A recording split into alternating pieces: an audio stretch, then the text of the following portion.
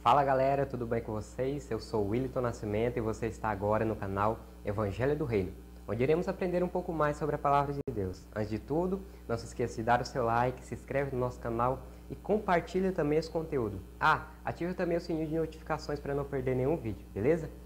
Hoje o tema tá hoje a gente vai estudar sobre os 144 mil, né? Os 144 mil selados. Já ouviu essa expressão, né? Hoje o tema Hoje vai esquentar o negócio.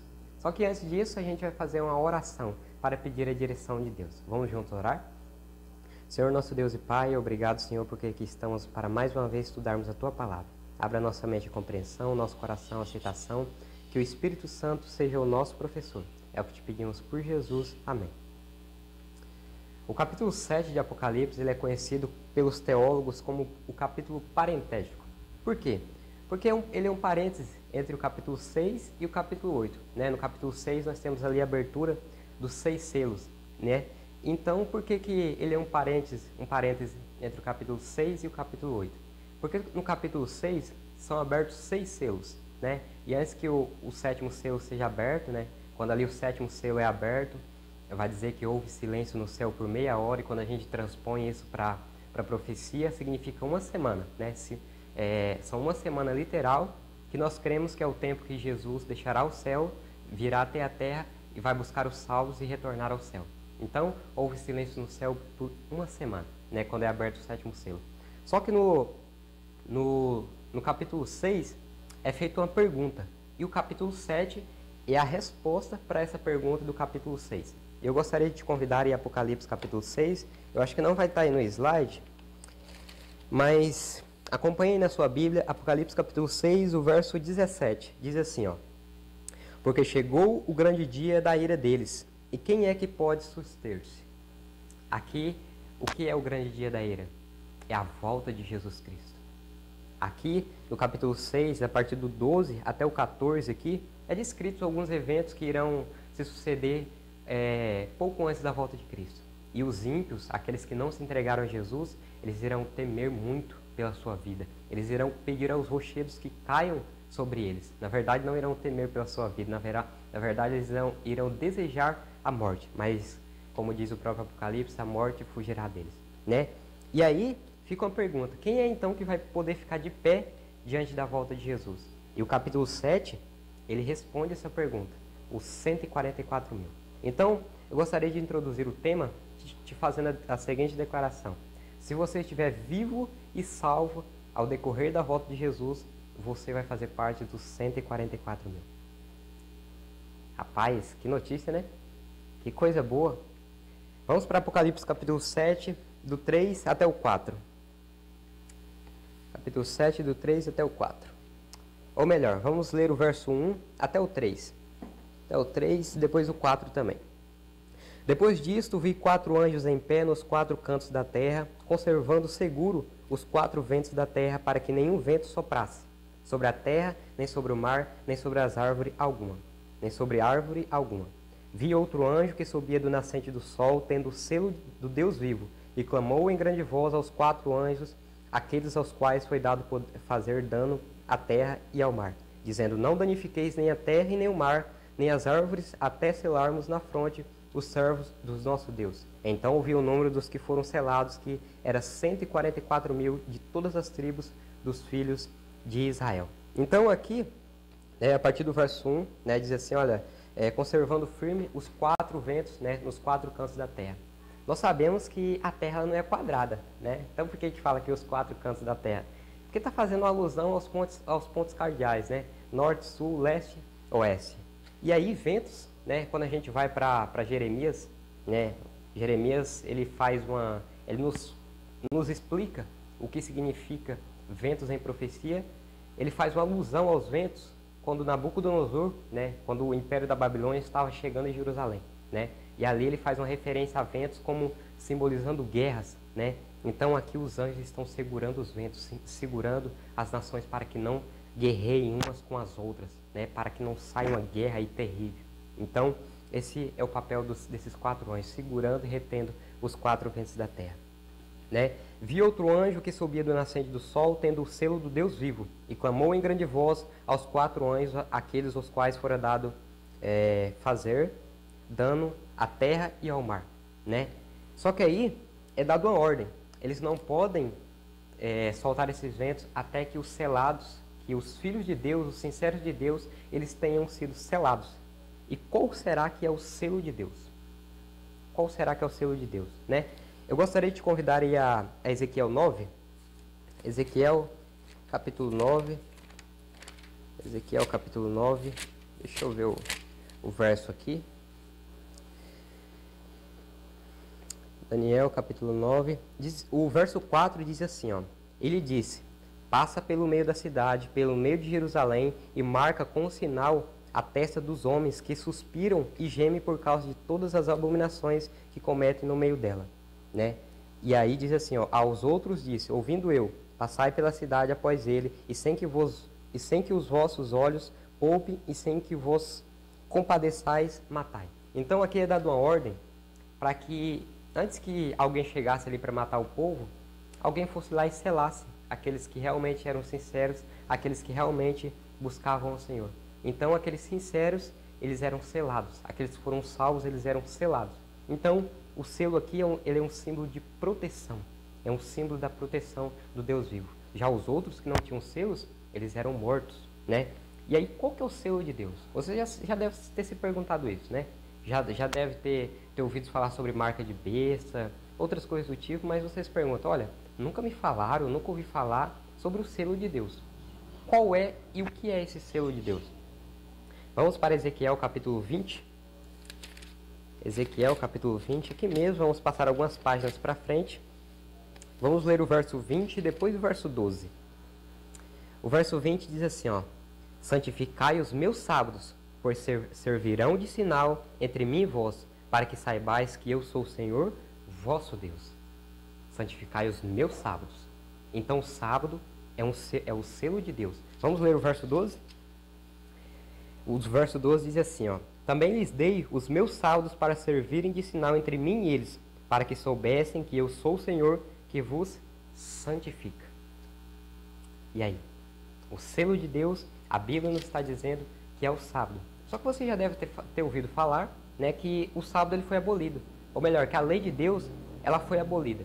Só que aí as pessoas elas focam mais no quarto mandamento, que é o sábado, né? Elas focam no quarto mandamento e dizem assim, olha, a lei de Deus ela foi abolida, né, e o sábado não está mais em vigência. Só que aí se a lei de Deus ela foi abolida, nós temos que pensar uma coisa. A gente pode adulterar, a gente pode roubar, a gente pode matar, a gente pode pegar o que não é nosso, né? A gente pode pegar o que é dos outros, né? A gente pode pegar a imagem de escultura e começar a se ajoelhar perante elas, coisas que não sabem, não choram, não olham, não vê, né? Então a gente pode fazer tudo isso. Já pensou nisso? Então a lei de Deus ela é eterna e o homem jamais conseguirá mudar, né? A lei de Deus foi escrita pelo próprio Deus, né? Êxodo 31, ali o verso 18, né? Escritas pelo dedo de Deus, então a lei de Deus é eterna. Ele diz assim, olha, o sábado é o sinal entre mim e o meu Deus. Então, o selo de Deus, ele é o sábado. Nós temos um contraste, né? Entre selo de Deus e o selo da besta, né? Jesus, ele diz lá em Mateus 5, o verso 17 até o 20, ele diz assim, olha, vocês não pensem que eu vim aqui destruir a lei e os profetas. Não vim para destruir nada disso, mas eu vim para cumprir todas elas. Porque até que os céus e a terra passem, nenhum jota ou um tio se omitirá da lei, até que tudo seja cumprido. E aí, será que Cristo veio, morreu na cruz e aboliu essa lei? Pelo contrário, ele veio para cumpri-la, né? E Tiago 2,10 vai dizer que qualquer um que tropeça em um só ponto da lei se torna culpado de todos, né? Se aquele que diz assim, olha, é pecado adulterar e rouba, ele está quebrando toda a lei.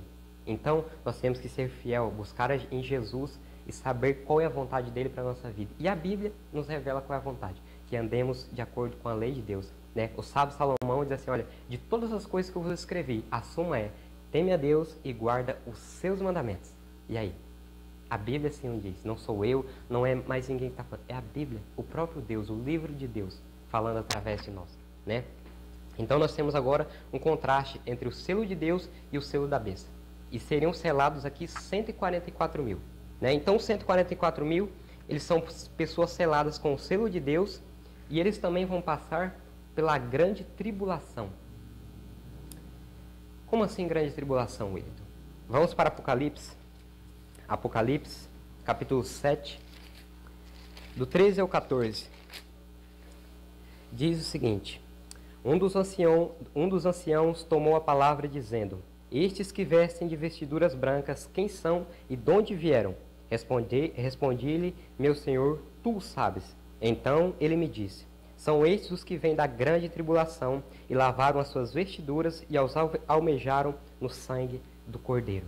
Então, eles passaram pela grande tribulação. Só que eles passaram pela grande tribulação, eles sofreram lutas, perseguições, mas Deus conservou firme a vida deles. Deus, assim como protegeu o seu povo quando estava no deserto, irá proteger também o povo dele ao passar pela grande tribulação, né? Só que aí a gente vê aqui o capítulo 7, né, a partir do verso 9, e vê aqui uma grande multidão. E a gente olha aqui no verso 3, no verso 4, né, diz assim que são 144 mil. Esse grupo, a grande multidão vai passar pela grande tribulação, e os 144 mil, é um grupo distinto ou é um mesmo grupo? Os 144 mil são a grande multidão, sim ou não? Você pode dizer assim: olha, Williton, sim, eles são um grupo distinto. Por que eles são um grupo distinto? Você pode argumentar comigo, né? Porque aqui está falando que são 12 mil de cada tribo, que totalizam 144 mil. E aí depois João vê um grupo que é uma grande multidão, né? O livro do Apocalipse é um livro muito interessante, eu gosto muito, né? Por quê? João, né, ele faz um paralelo das coisas. Primeiro, ele ouve as coisas, depois ele vê. Lembra do capítulo 1? Ouvi por detrás de mim um que falava como voz de trovão, depois virei e vi aquele que estava, que se apresentou com o corpo glorificado em meio dos candeeiros. Então, primeiro João ouve, depois ele vê. Então, aqui, ó, João, olha o que acontece. Então, ouvi o número dos que foram selados. João ouve o número dos que foram selados. 144 mil de todas as tribos dos filhos de Israel. Aí depois, sabe o que acontece? João vê, a partir do verso 9, João vê uma grande multidão. Então, quem são os 144 mil? Uma grande multidão, diz o texto. Então, não é um grupo distinto. Pelo contrário, é apenas um mesmo grupo. Só que aqui, primeiro, eles estão enfileirados para a batalha. Assim como o povo de Israel saía lá enfileirado, organizado por cada tribo, aqui também são organizados 12 mil de cada tribo. Aí, eles são organizados e passam pela batalha, a última batalha, que é a batalha da grande tribulação. Depois, João já vê eles ali em pé no mar de vidros, então eles passam pela grande tribulação, né? Vamos ler Daniel 12, 1. E para o livro do profeta Daniel, capítulo 12, Velho Testamento. Tá depois de Ezequiel, Daniel capítulo 12, o verso 1 diz assim, ó: nesse tempo se levantará Miguel, o grande príncipe e defensor dos filhos do teu povo, e haverá tempo de angústia, qual nunca houve, desde que houve nação até aquele tempo. Mas naquele tempo será salvo todo o teu povo, todo aquele que for achado escrito no livro. Então o povo de Deus vai passar por uma grande tribulação, a qual nunca houve. Essa tribulação está para o futuro.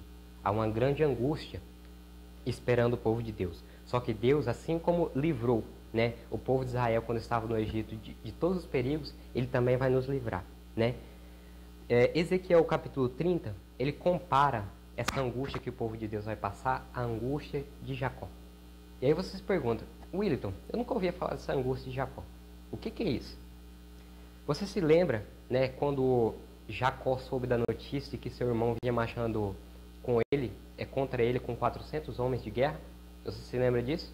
Jacó se angustiou, porque ali ele temeu pela sua vida. Os salvos também que passarão pela grande tribulação, eles irão se angustiar. Por quê? Porque será emitido um decreto para tirar-lhes a vida. Será emitido um decreto por pessoas superiores, por governos superiores, para poder tirar a vida dos salvos, daqueles sinceros. E assim como Jacó se angustiou por temer a sua vida e a vida de sua família, os salvos que passarão pela grande tribulação, os 144 mil, também irão se angustiar, né? O remanescente do fim, né? Deixa eu ver aqui. Ok, peraí. O remanescente do tempo do fim. Tá.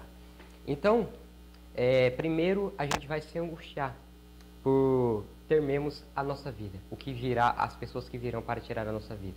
E depois, Jacó ele também se angustiou por uma coisa. A família dele estava em perigo, por causa do erro dele que ele tinha cometido alguns anos atrás. E ali a família inteira dele iria pagar por aquele erro.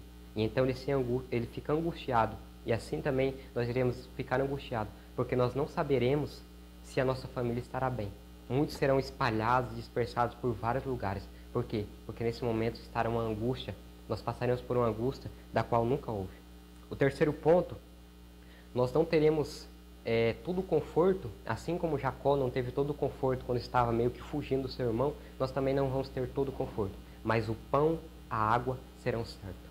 Deus vai nos dar o livramento. E basta nos apegarmos ao nosso Deus e saberemos que Ele será bondoso para com cada um de nós, né? Aí você pode perguntar, é uma dúvida que pode chegar na minha e na sua mente, é o seguinte: será que os mortos farão parte dos 144 mil? O que você acha? Os mortos farão parte dos 144 mil? Eles não vão fazer por quê? Porque os 144 mil, eles passam pela grande tribulação. E os mortos não passam pela grande tribulação.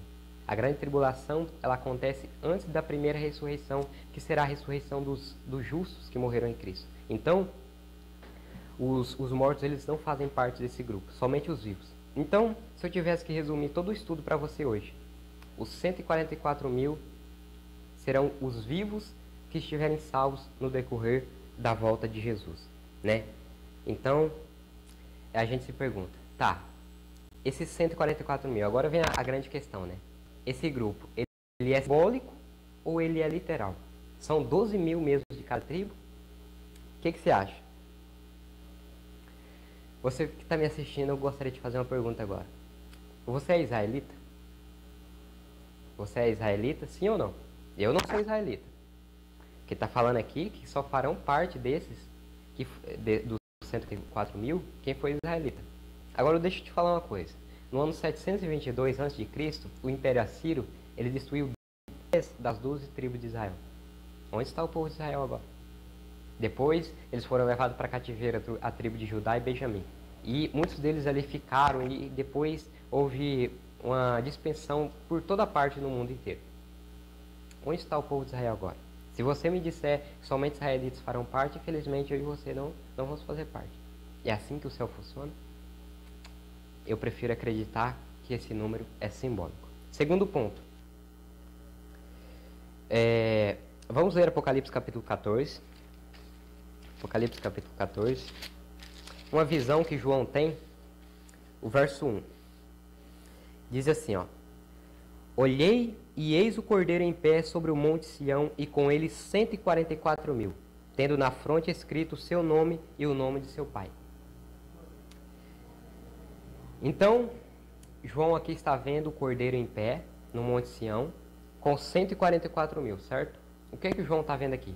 Um cordeirinho lá no monte Sião, lá em Jerusalém, com 144 mil? Ou João está vendo Cristo aqui no Monte Sião, aqui no céu, tipificado pelo Monte Sião, e com ele todos os salvos que passaram pela grande tribulação? Eu prefiro a segunda hipótese. Eu prefiro acreditar que aqui Cristo está no céu, tipificado pelo Monte Sião, porque ele é o nosso Cordeiro de Deus, que tira o pecado do mundo. Então aquele está no céu, tipificado pelo Monte Sião, e com ele todos os salvos. Eu prefiro a segunda hipótese.